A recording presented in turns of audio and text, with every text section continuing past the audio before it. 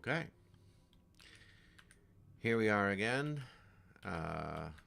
Trying to figure out if we actually have what it takes to make it through the Shadowlands. Pretty close to dying quite a lot recently.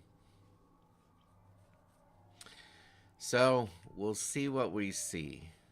Alright, we've got a little group out here just outside the House of Healing. That's going to be our first encounter today. I was gonna skip. I was gonna skip today.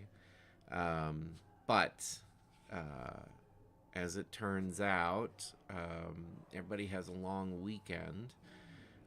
So the house is going to be filled with people. I'm not going to be able to stream for the rest of the week, not until Monday or Tuesday. So I figure I better get this one in, try to make some more progress. So let's see how far we can get in an hour. I'm going to open up with a melee hit because I don't want to not have my weapon. Damn, it's good to be alive. And then for Karlak, we are just going to stand up. Same deal. Now, if I recall correctly, I cannot kick the shadows because they cannot be moved. So, I'm going to kick this dog instead. And then I'll just come back up here. I think everybody's surprised right now. So, we should be good. I could do another booming blade. That's a little glitch in their code. If you surprise an enemy with a booming blade, then you can still use booming. You can use it twice, essentially in the same turn. So that's definitely not, in my experience, how it would work at the table if you're playing a class that uses booming blade. But it is absolutely how it works in this game, which is cool. Alright, what elixir do I have on? None. Oh, that's a beautiful thing. That's exactly the right elixir for me. Oh, I have Colossus. That's what I have. I totally forgot. Which one? Oh, here it is. Looked right at the icon, didn't even see it. That's how it is. I don't want to use Rage for this fight or the next fight.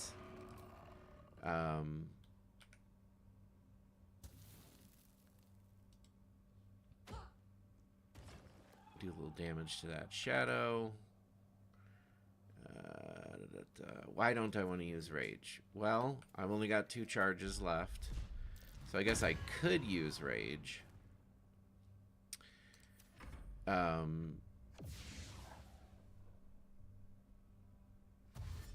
Yeah, you know, depending on how this fight goes, maybe I will use Rage. We'll see. She's looking pretty hurt. Knock him back. I'm actually not concerned about him at all. I am concerned about these people beating up on Karlak. She's below half health now. So, yeah, we got rid of one of them. Ooh, and we revealed the shadow. That's good stuff. So this is the moment to decide. Should I rage? Or no, I'm gonna drink a potion instead. I'll try to do it without rage. She might end up going down. Got rid of the shadow. There's only one person left to hit her. I think we're fine. Yeah. Because I'm not raging, I can't pick this person up and throw them. Oh, okay, well. I misspoke. 2 people are going to try to hit her. My bad. I guess we'll go for this guy now, since he's being a jerk. Get away from Karlak. Thank you. So in this instance, we'll give you the boot, and then give you the shaft. Alright, so I didn't need it. That was relatively easy. I did burn my last superior health potion. That's not great. At this point in the game, you really want to be stockpiling resources, preparing for the final fight. And instead, I'm still kind of burning through resources, so that's not great, but I mean, it's gonna be fine. So the other question is, do I want to... So there's a Githyanki ambush over here. So a real important question is, do I want to deal with that first with the Elixir of the Colossus on, or do I want to switch to an Elixir of Poison Resistance so I can do the Mortuary without taking a bunch of damage? So I think I'm going to keep the Elixir of the Colossus, and I'm going to go mess with the Githyanki. I think that's what we're going to do. Alright, another question is, why didn't I use a soul coin? Right? I only have 2 left. I guess that would be a reason. I'm going to use it,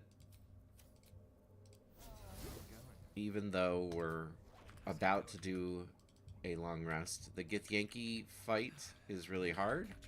It's hard enough to say this could be the end. This could be it. We could be ending our run right now. I know I've said that a lot. I think for good reason. Because this absolutely could be it. This could be the last thing we do.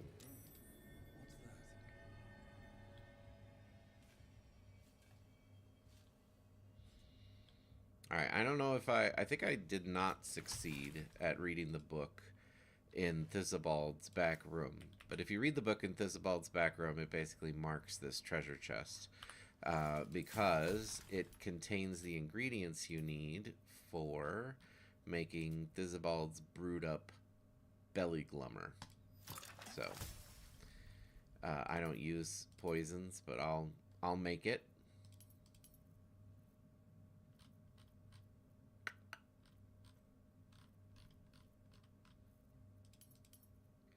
Nothing really interesting to make. So we're gonna sneak in, and we're gonna cheese it. Now, if I put the 2 of these people together, if I put Karlach and Furin right next to each other, that'll be bad. But I kind of like this positioning. I kind of want to maintain this positioning. So I'm going to do that. I'm going to try to use Shatter to initiate. I think the archer is down here somewhere. I could walk up so that I can see them, but I don't think I have to, so I'm just going to do that. And I guess I have to. That's a bummer, but it's okay. Not the end of the world. There they are.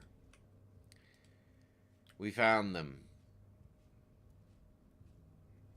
So, I don't want to do anything to make it so I can't hit them. I think that means I'm going to end up losing a turn on Furin, which sucks.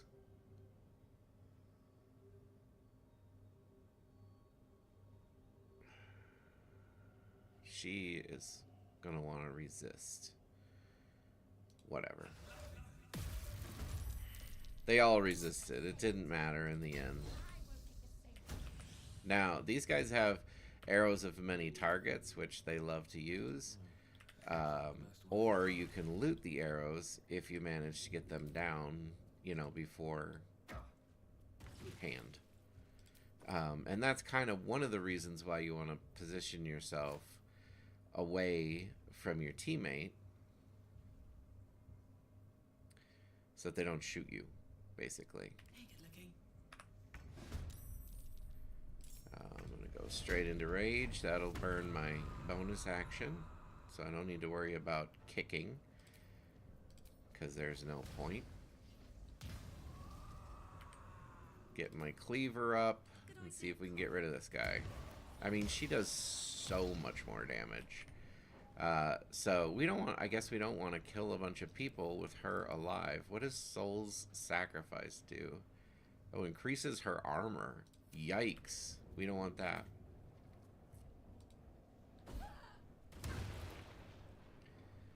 So, a little bit of that. She's got so much health. It's crazy. Alright, we'll see what happens from here.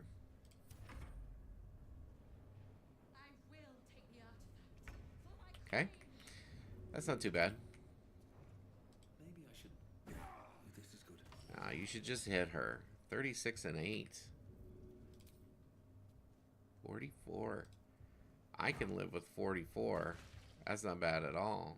It's better than the 29. Okay. This is it. This is... And then we're going to start getting bapped. Oh, a miss. I don't like that. I don't like that at all. We're draining her strength. 22 and 7. That's also a 29. But I missed one. Now, I'm going to presume she's going to come running at us. So, I'm going to move Karlak over here. Not going to use a bonus action this time. We'll see what happens.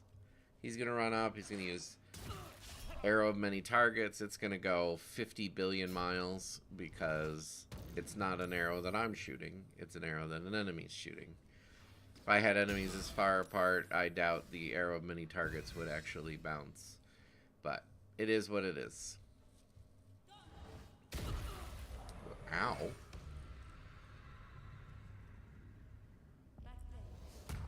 Now, there will be a bit of a difficulty if the warriors do this, jump up to us. They're gonna waste their action to cast jump on themselves, but they're in a position to really deal some heavy damage now. She's got a 15 health temporary shield, so we can get rid of that.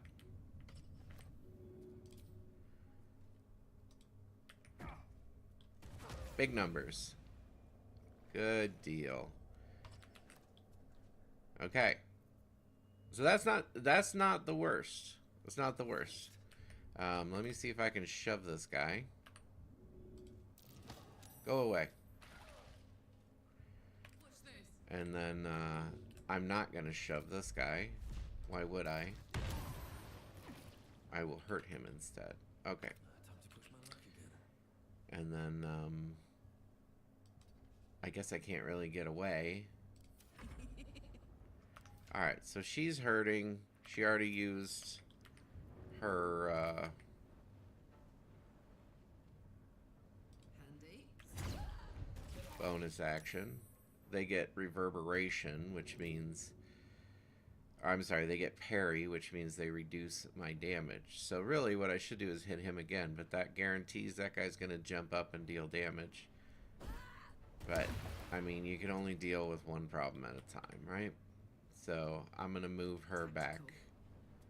We're going to do a retreat. He's going to arrow... He only has 2, so we'll be fine on that. Okay.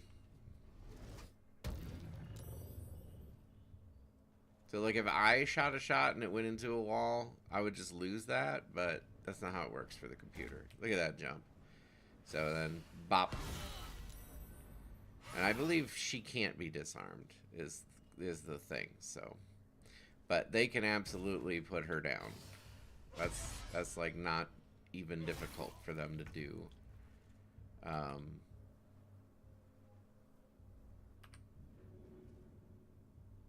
Can't really push him.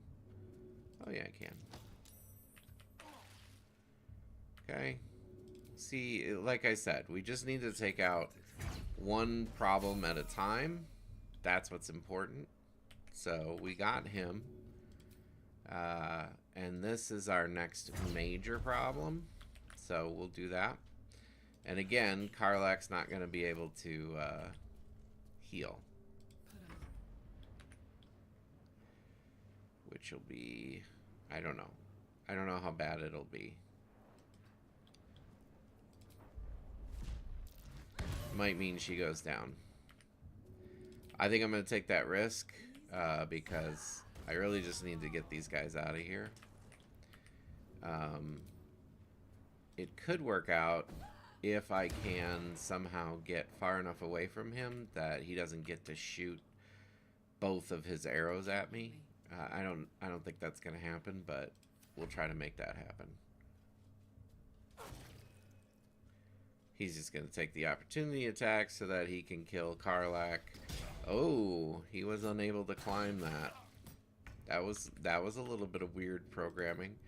But that just kind of leaves it up to me to take him out. Easy peasy. That worked out really well.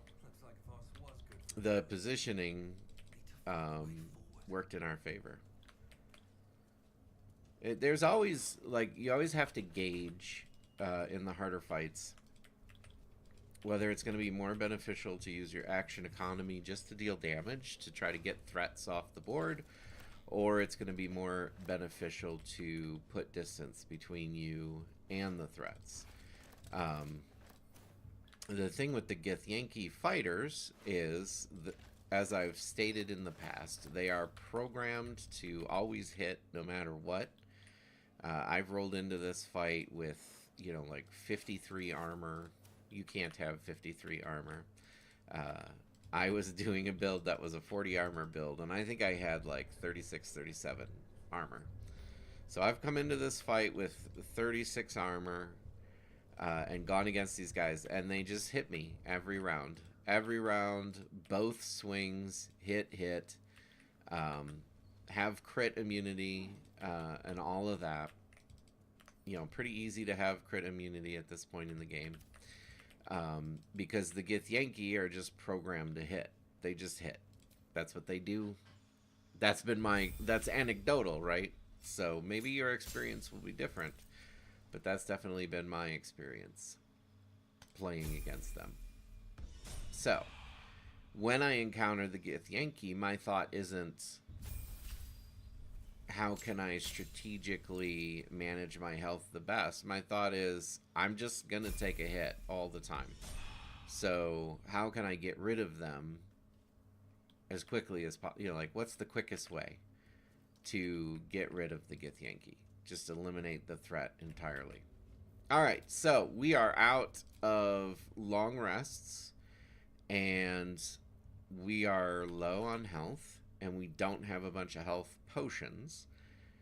So we're going to lose the Infernal Fury. We're going to lose the Elixir of Vigilance. We're going to lose the Elixir of the Colossus. But I think we're just going to take a long rest here before moving forward.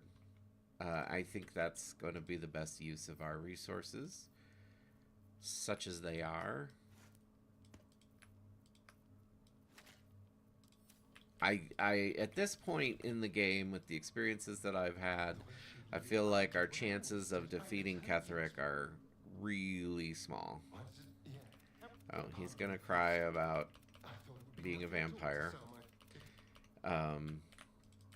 No, you know, I think the story with Astarion is good. Like, I think it's well written, and I think the struggles that they portray his character having all make, you know, it all makes sense. Yes, Arabella hates me now. That's fine. And I think we've already talked to Minthara, right? So I'm pretty sure we can just go to bed. Yay. I mean, in a normal fight with Ketheric, you can't really use health potions to carry you through. It doesn't really work. Yes, they're all gonna die. Good job, Lae'zel. Actually, I do want to take a look at Lae'zel. What's she wearing right now? Close that, reopen it. Here we go. Okay, so we should have some Githyanki specific things, right? This is completely unnecessary. Oh yeah, we do. But I'm gonna go ahead and equip her in the Githyanki things. +7. I think this is actually a +4. I think it's actually a +4. Yeah, it is. I think that's still better.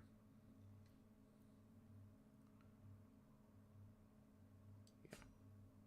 That's fine. Not a Githyanki sword, but everything else. I don't need any of this. Or any of this. I mean, I guess I'm assuming a lot, thinking I will even make it to Ketheric. There are so many things still that can end this run. So it's possible I won't even get that far, but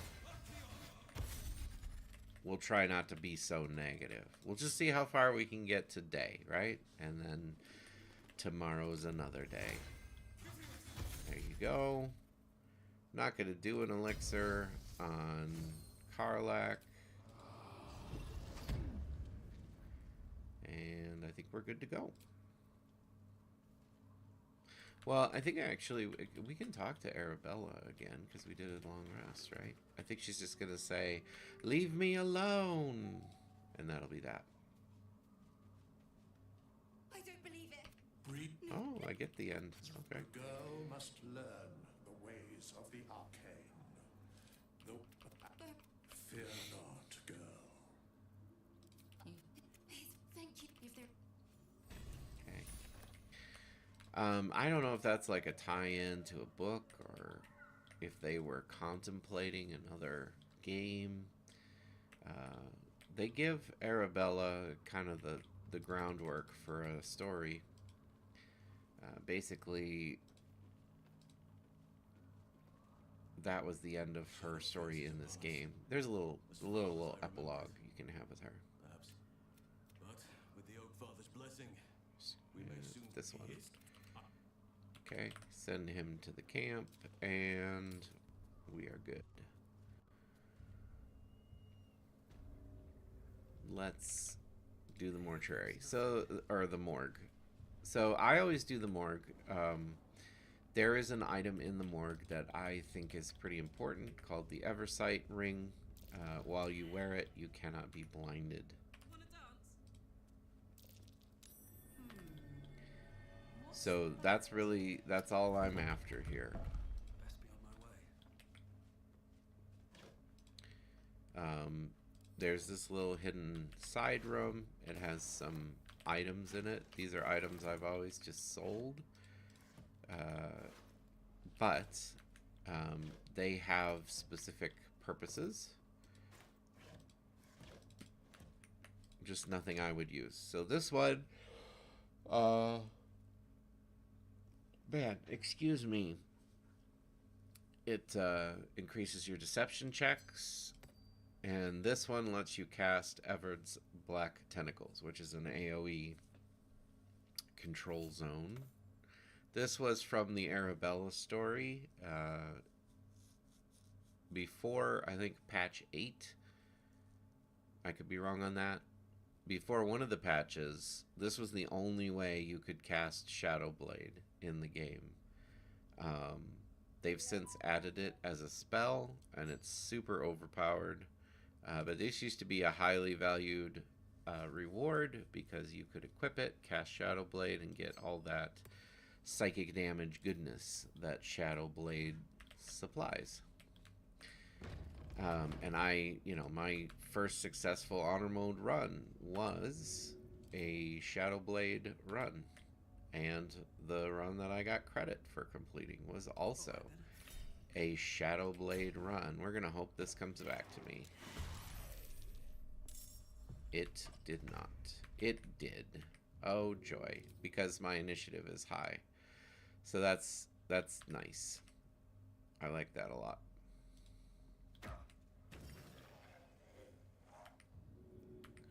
Now, to prevent him from moving or whatever,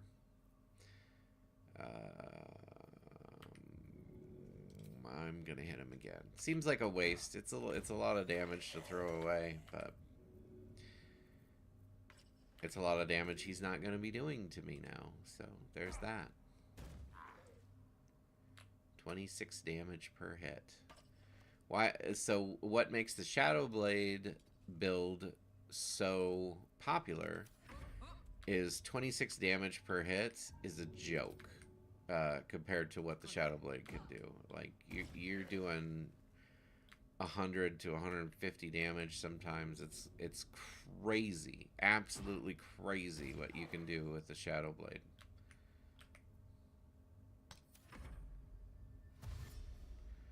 So here come the zombies.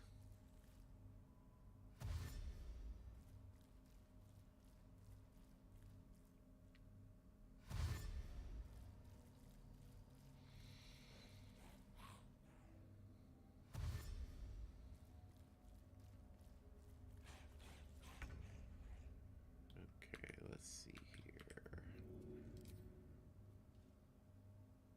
Probably you first.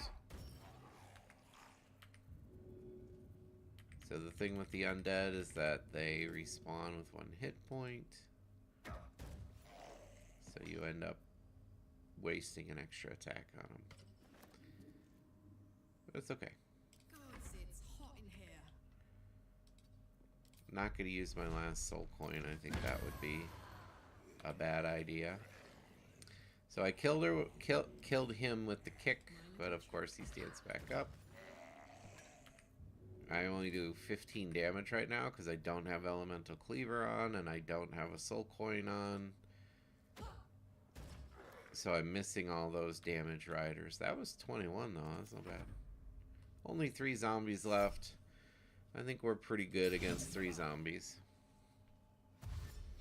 One of the nice things about the Eldritch Knight is you don't really need your spell slots. You're not going to use spell casting, generally speaking. So, as an Eldritch Knight, you can just use all your spell slots up on shield. That's fine.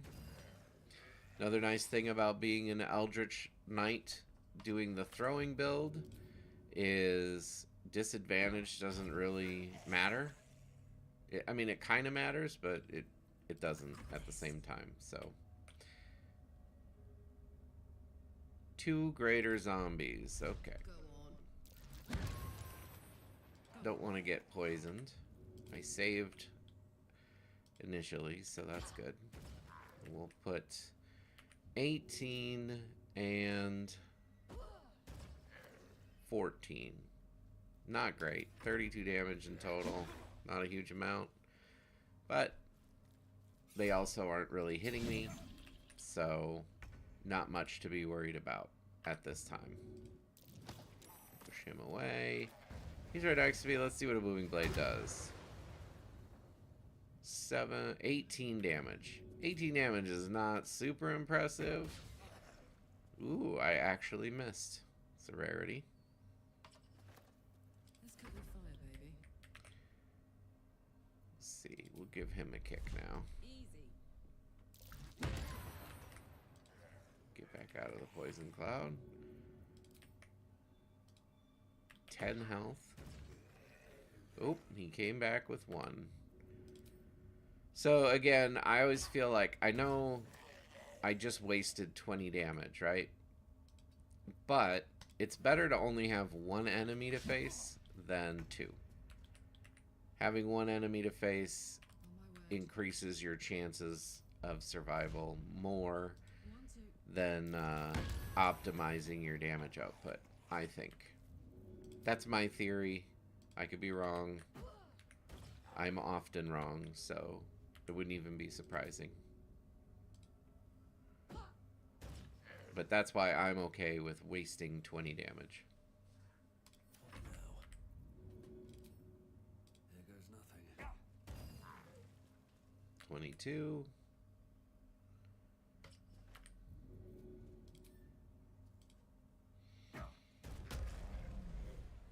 22, 24, and it only took 1 psychic damage to bring him down. And I have nothing left, so he gets one more chance to hit me. Or growl at me, I guess. Pow. He did. So, not too hard of a fight. Mainly because you can open the door and start hitting the enemies, and they have to run across the entire room to get to you. So that's a pretty good advantage. I've said it before, and I'll say it again.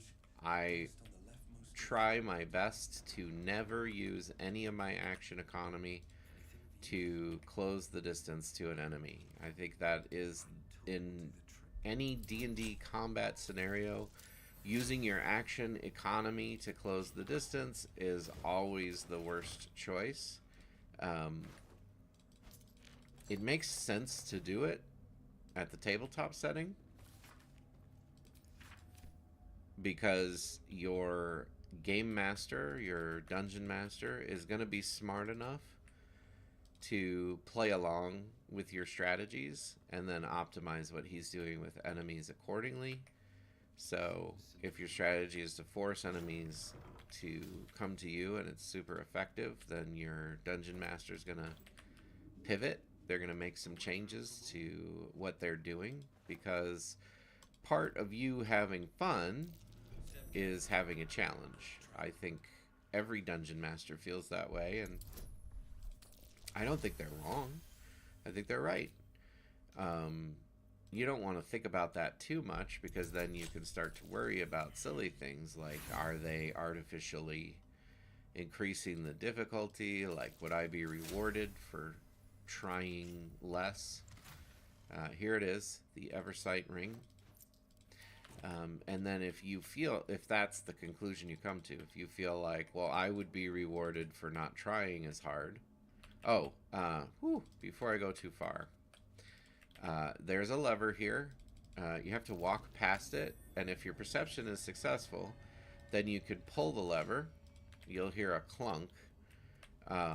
This is behind this locked door, which you get the key for off of that corpse over there.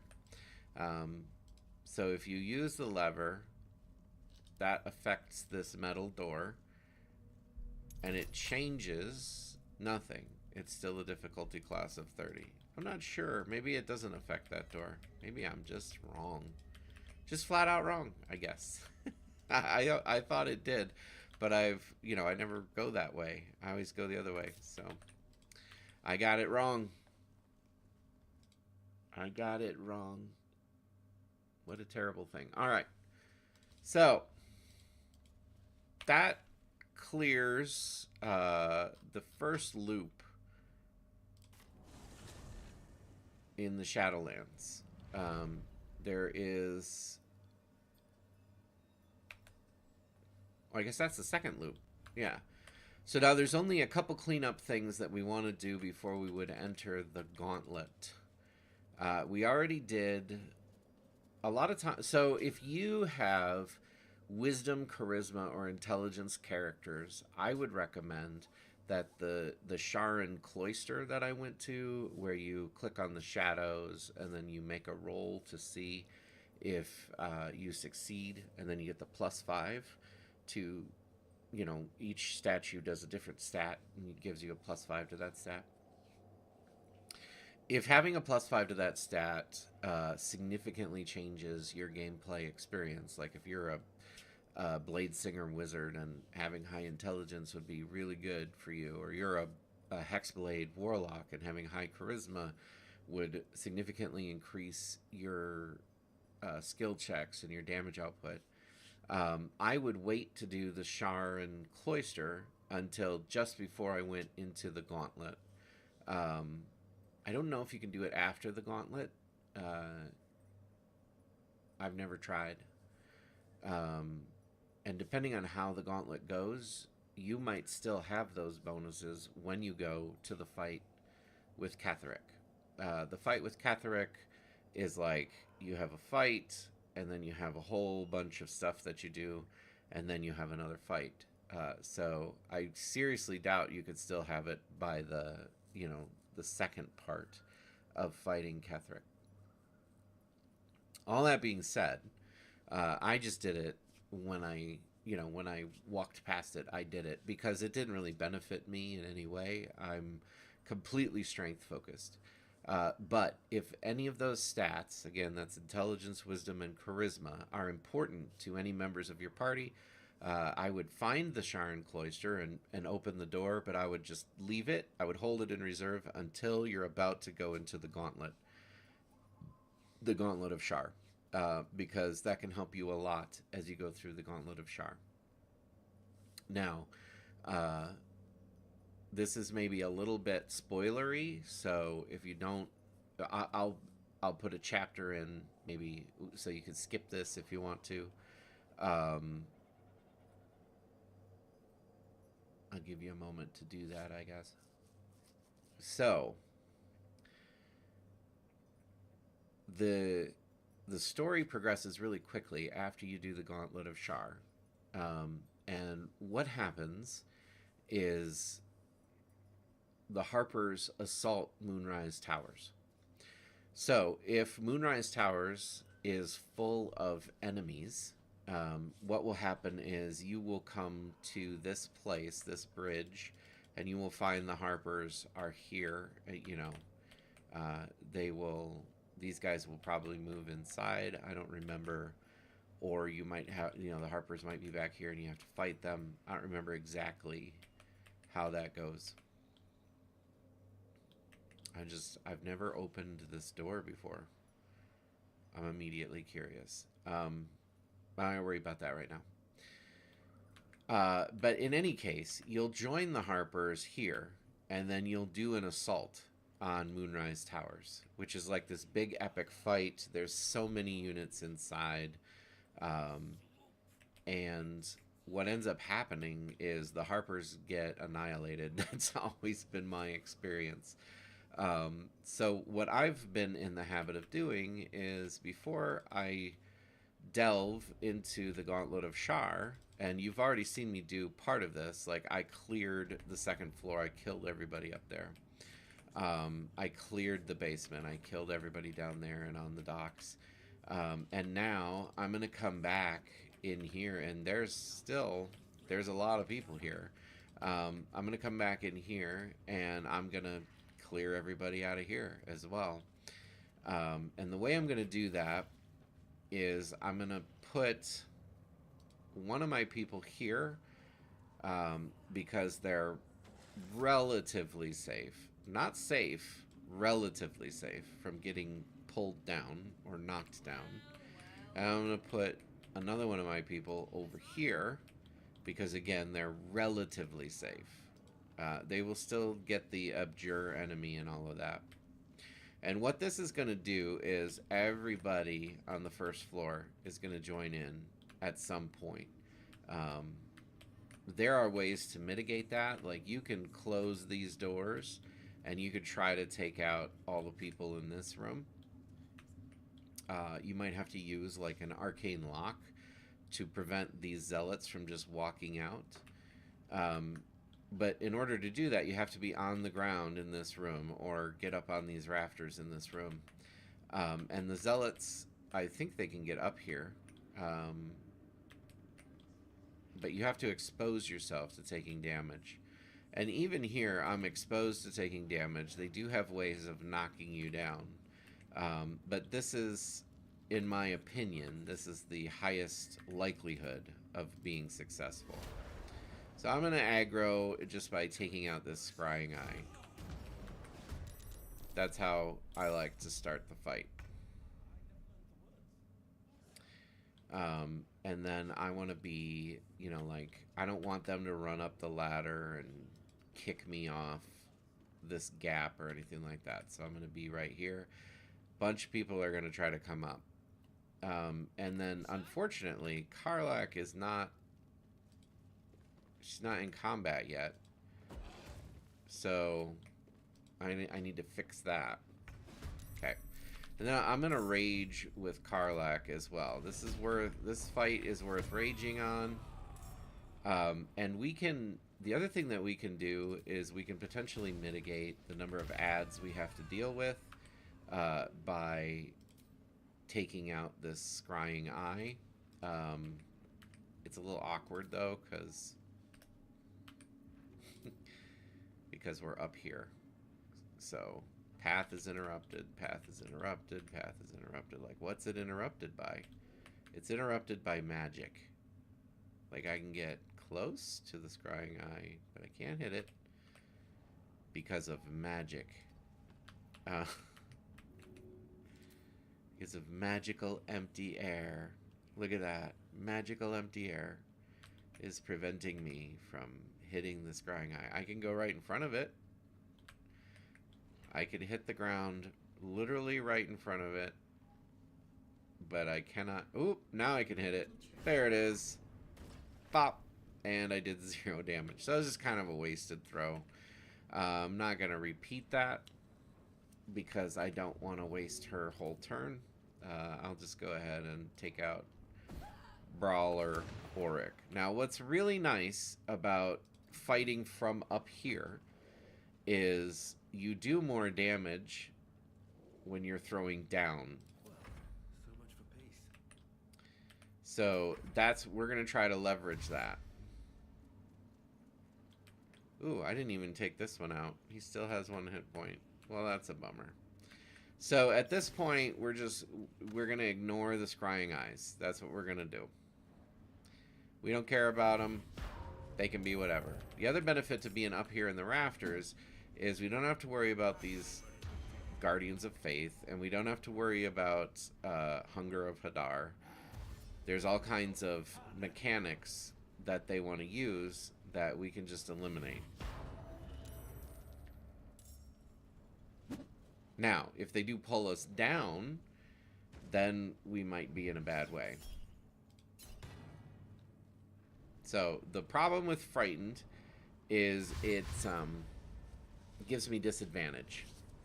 That's the main problem. So for 2 turns, I'm going to have disadvantage on both of my characters. Now, again, that's somewhat mitigated just by having a thrown weapon. So there it was. He has one of those orbs that can suck you in. Thankfully, she was not sucked in, so that helped a lot. And you know, Furin, he can't do anything here. He can't move, can't reposition. So I guess I'll just use Repulsor. He's not gonna move. Because he can't. I don't know why. Looks like he probably could, but that was just a bonus action, so not a big deal. And then I'll just hit like whoever I can, I guess. I don't think there's a huge benefit to taking out the pilgrims. And the adepts are not a problem right now. So mainly the zealots and acolytes Belub because of his bless. Now, it says I could throw to him, but if I turn around the camera, well, where is he up here? Okay, if I turn around the camera, I guess I have to take like a half step or something. I don't know. So it's saying I would have to move, and I'm immobile. But it's not like it doesn't show me that. It's saying the same thing. Like, I have to be able to move to throw. That doesn't make any sense to me.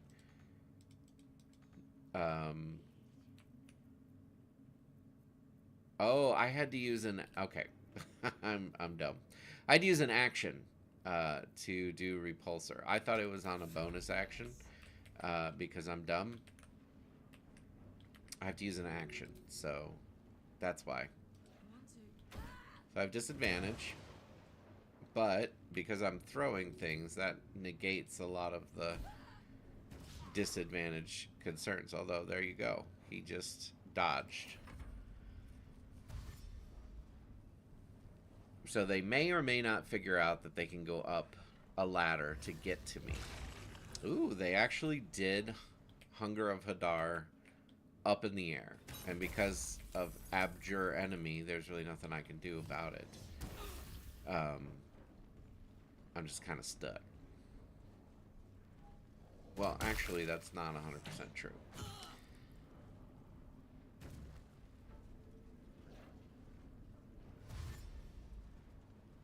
So it's 2 of us against how many people? 1, 2, 3, 4, 5, 6, 7, 8, 9, 10, 11. 11 people. Not taking a ton of damage, so that feels nice.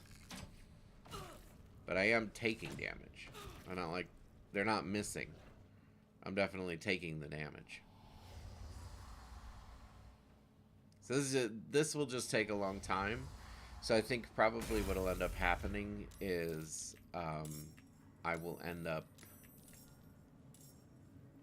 getting like partially through this and then doing something else.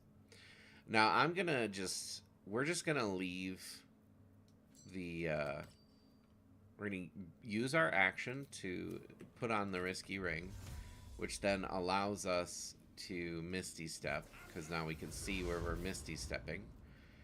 But this also makes us vulnerable to them throwing, you know, one of those sucky bombs. I will be using my bonus action to heal. That's fine. And then maybe just to kind of speed things up, I might want to think about just take out some pilgrims so that there's less enemies in general. Still frightened, standing in acid, but there you go. So this all goes south pretty fast if they manage to get me down, basically. Okay, the guiding bolts hurt, so we might want to do something about the adepts after all. Yeah, that's a bit of damage. I don't know how much they can do that. I'm gonna have to assume a lot.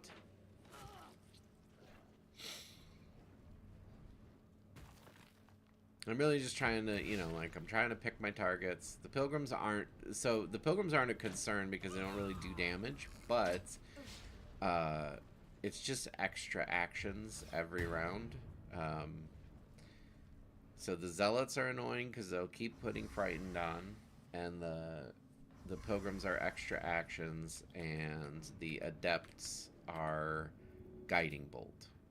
So I'm kind of unfocused in my approach at the moment, but we're gonna go with the adepts. Bye forever, pal.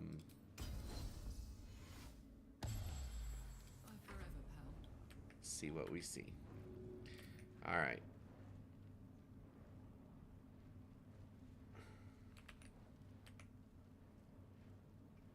Can I bop this guy? No. Go with this guy.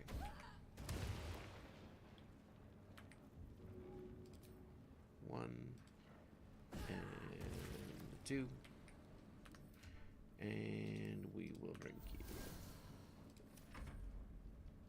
So far, again, very good. They haven't noticed the ladder. We were probably actually helped by the adept putting Hunger of Hadar there. That's benefiting us. So actually, we don't want to kill this adept, Dorikel, because that will make Hunger of Hadar go away, and we don't want that.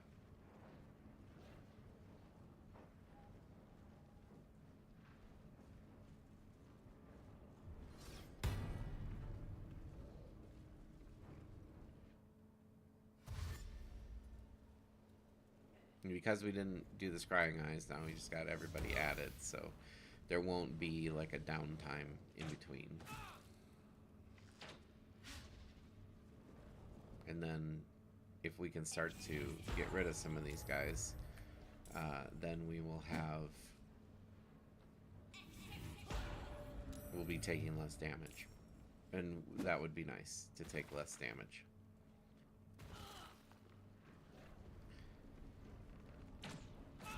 And then maybe the few health potions that I have can keep up.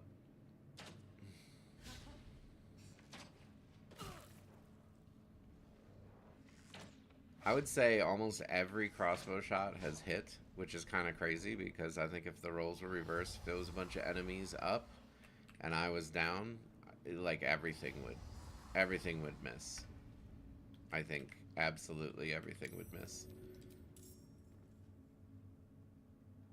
Ooh, I can hit that guy though. Okay.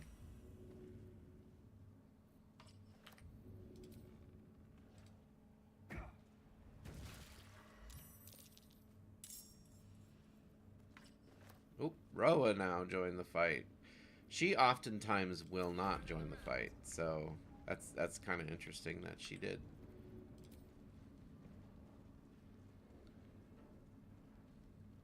He's the one I want to keep, right?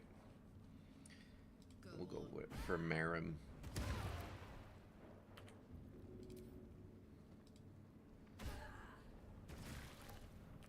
And then we will drink.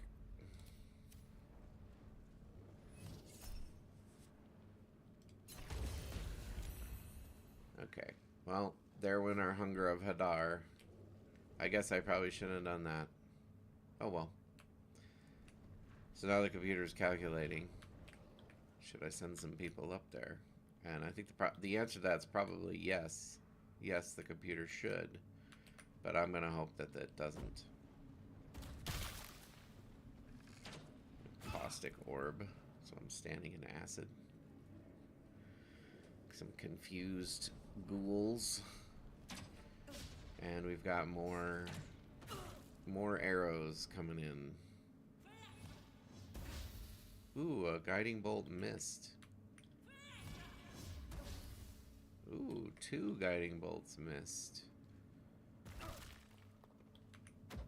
So he can die now because it doesn't matter.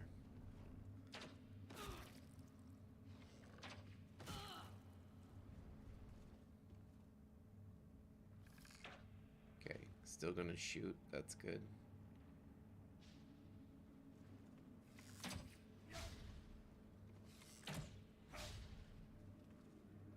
Okay, that worked out. Didn't really take a huge amount of damage that time. Kind of offset the performance of the potion. Oh, forgot about these guys. Hopefully they just chill out.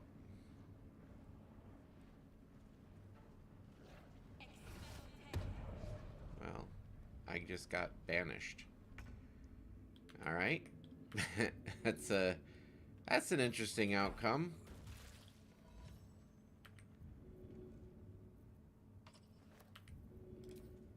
So they've cut in half the number of people I have to work with.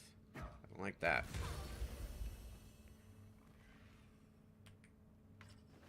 Ooh, she actually just went down. I really like that.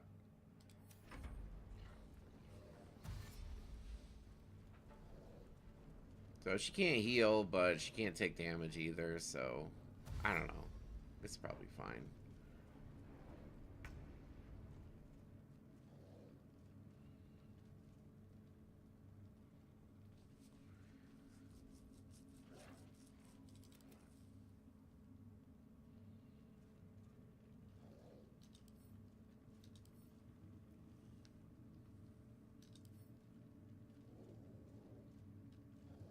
Banish for another turn. Oh, I should probably just charm. Otherwise, I'm going to have to answer that question 100 times. Charm, like, situationally can be incredibly useful. But then, otherwise, it's kind of, like, just annoying. I guess our armor is useful.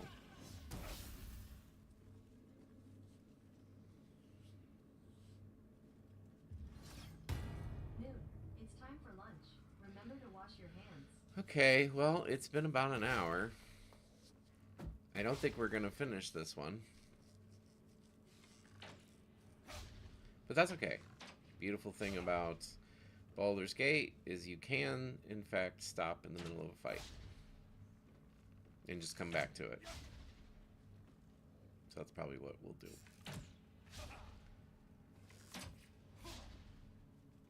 This is probably like this is as bad as Baldur's Gate gets, right? Like this is pretty tedious.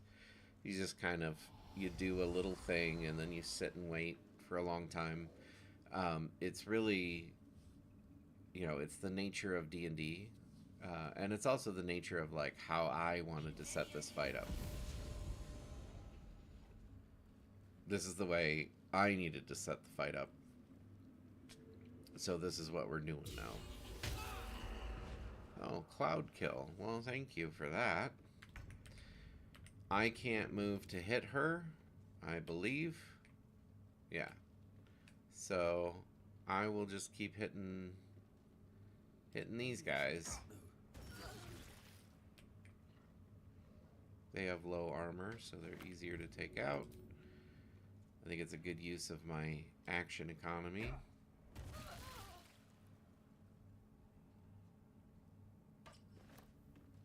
She's almost down.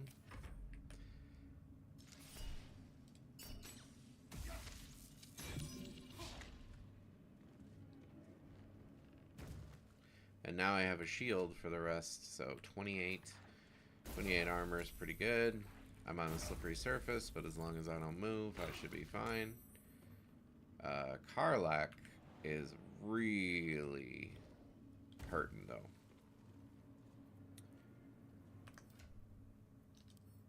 So, her bonus action is gone. That's great. So I guess I'll just do this. And do my best to get away from Roa. Because she can move the cloud kill. So actually putting her near... that might be a bad thing.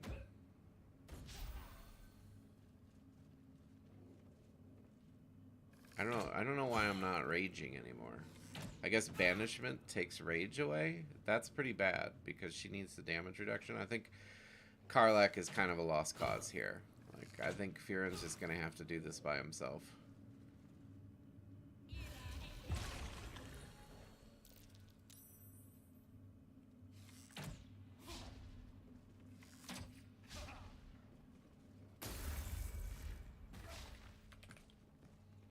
Well, something killed him. Actually, this darkness is helping me out. Because they're just not dealing damage to me.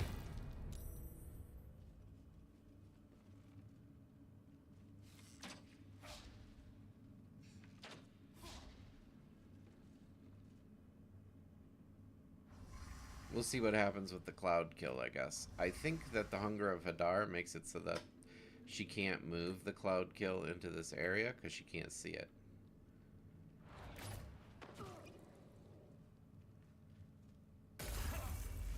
So, as beneficial as that is, I'm going to get rid of it anyway.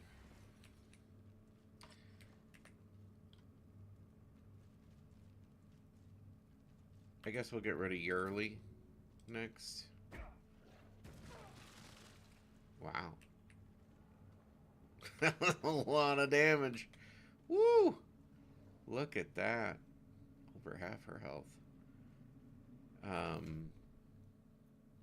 Starting to run out of health potions, so...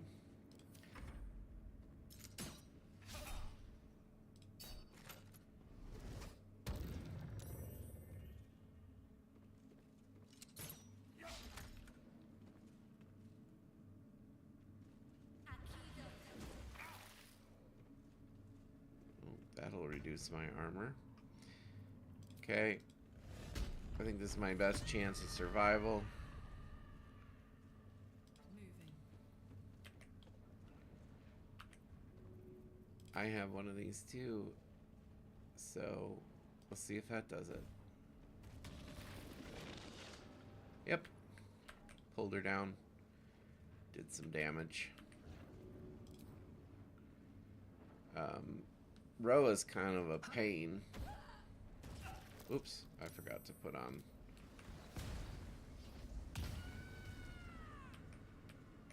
That.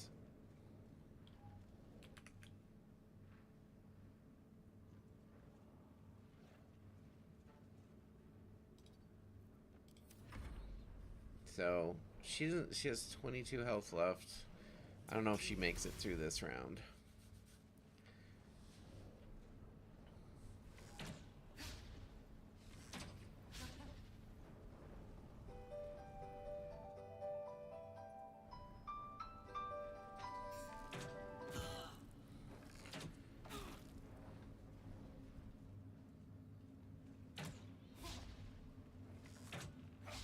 So you have a lot of zealots. And as long as they stay down there, everything's fine.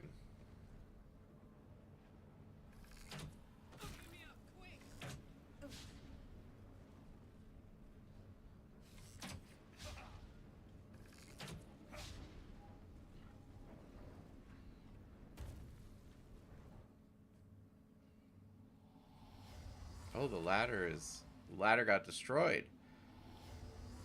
Oh, well then the repulsor was very good. They can't get up here. Well, that's hugely positive news.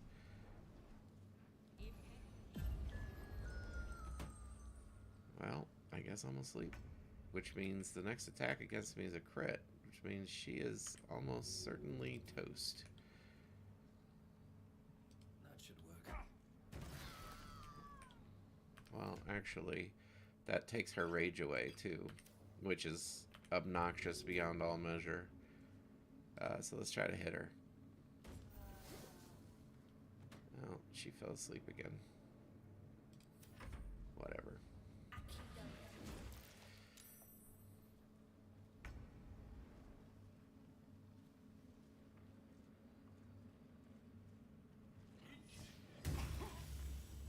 Ooh, he has guiding bolt. What a thing. Get rid of charm. I mean, I have a resurrect scroll, so that'll be how we'll handle Karlach in the end.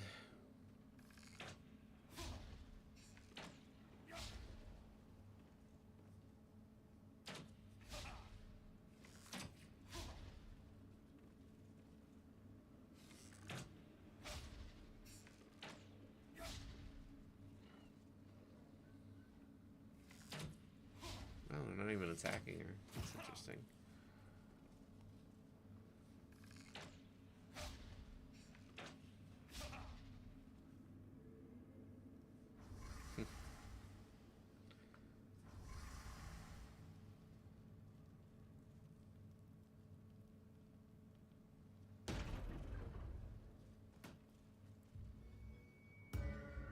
Alright, Phantasmal Killer. That is a concentration spell. So, let's work on Roa. The best way.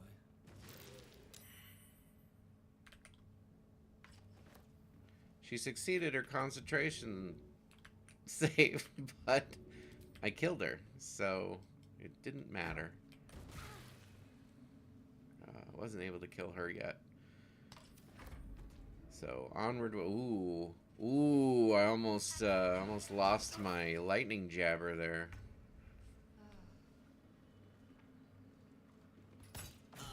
She's back on her feet, just enough to take damage. So she's dead because of the way her waking up means she doesn't get a turn. I'm not exactly sure what that logic is, but what are you gonna do?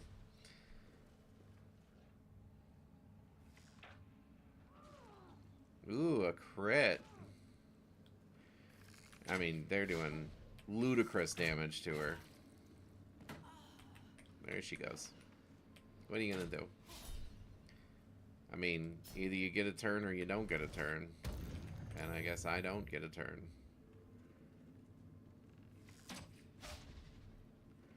Fortunately, I can just let her die, because I think Furin can solo this.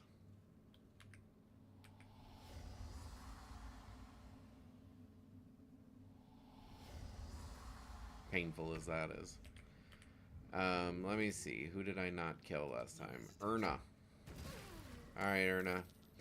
You're out of the action economy now. And B-Lub. Ooh, you're out of the action economy now as well. And I guess I'll just drink one for good measure.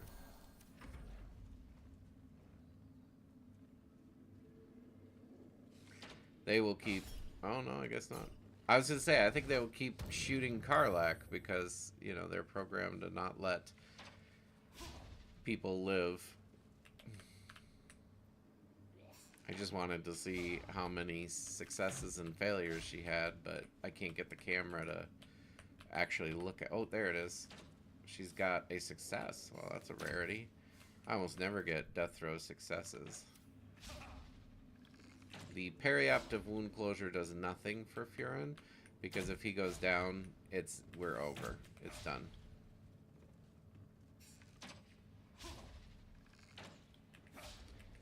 So it's all zealots now, except for Lan, Tarv, and, you know, the ghouls who aren't doing anything.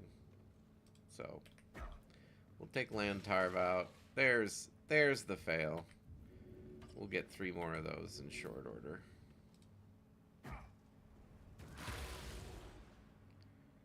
Okay. So painfully slow. Oh, I can see it here. I never realized you could see it right on their portrait. So that's nice.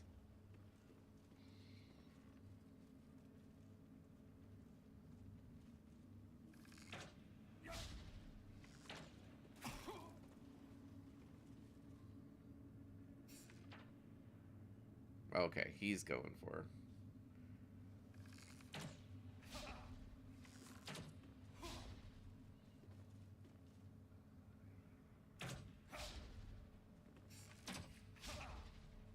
I think next time, so I'll record the rest of this fight, but I'll probably just put in like a chapter break. I mean, we're already 15 minutes over, and we got 1, 2, 3, 4, 5, 6 zealots to take down. It's a lot of zealots.